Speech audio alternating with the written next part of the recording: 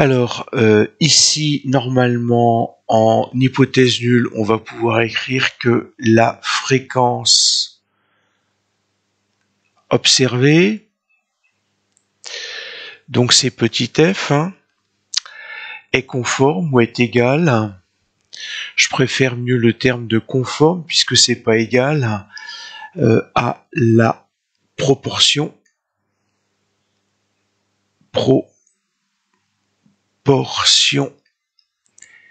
P ou pi. Et donc, en hypothèse alternative, f va être différente de pi.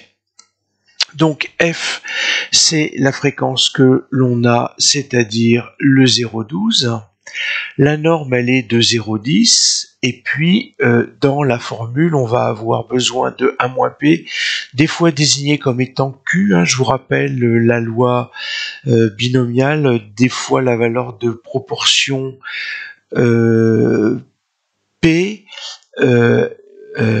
avec la proportion contraire, elle est de 1-p ou q. Et donc ici, ça va me faire du 0,9. Alors, on va tout d'abord calculer la valeur absolue de la différence entre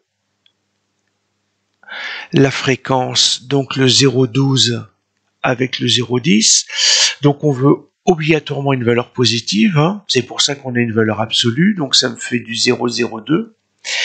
Et ce 0,02, il va falloir que je le calcule avec un dénominateur, et ce dénominateur, c'est donc la racine de 0,1 par 0,9 qu'on va diviser par un échantillon de 50 individus, donc par la racine de 50. Et normalement, vous allez trouver ici une valeur qui vaut un 0,471. Donc voilà la valeur du t calculé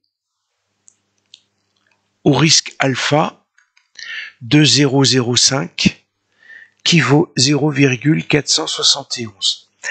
Comme on est dans un effectif qui est très proche d'une distribution normale, on va prendre un t de la table, à savoir avec un risque de 0,05, hein, qui vaut 1,96. Et donc, comme on voit que le t calculé est inférieur au t de la table, à savoir que le 0,471 est bien inférieur à 1,96, eh bien, on va accepter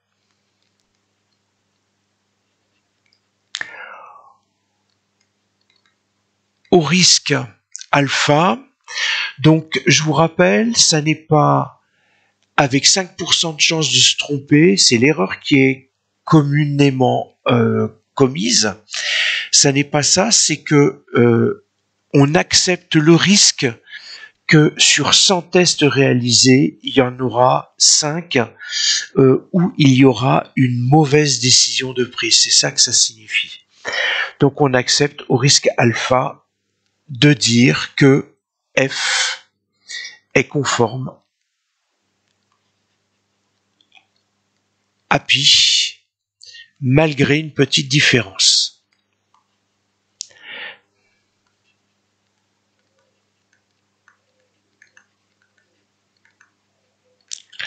Donc voilà la première sorte de test que l'on va pouvoir faire quand on veut comparer donc une proportion, ici une fréquence, avec une fréquence de norme en quelque sorte.